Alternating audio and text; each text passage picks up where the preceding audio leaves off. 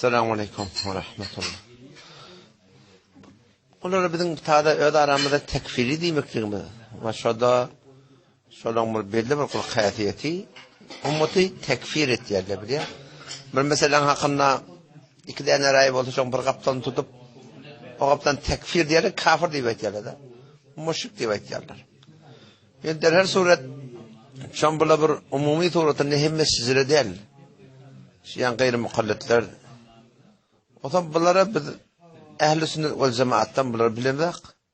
Yani kafir ya müşrik ya bidat demek doğru değil.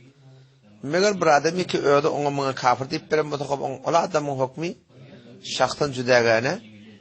Yani 4 mezhepten çıkan adam o geçerleri de dil getirip müşrikler dil getirip forum aytyan, kepleyen, hüküm veren adamlar bunlar gumrah diye aytıyata yoldan çıkıptır.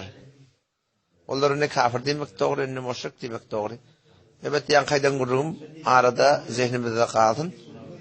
Eğer belli tane adamla baş olansın. Ona kafir diye ketmiyor. Şöyle adamla Müslümana kafir diyorlar direkte Huday'da dinden çıkıyor. O zaman ona şoför soruda düşünmeliyorum. Tekfiri daktık biz onun adına.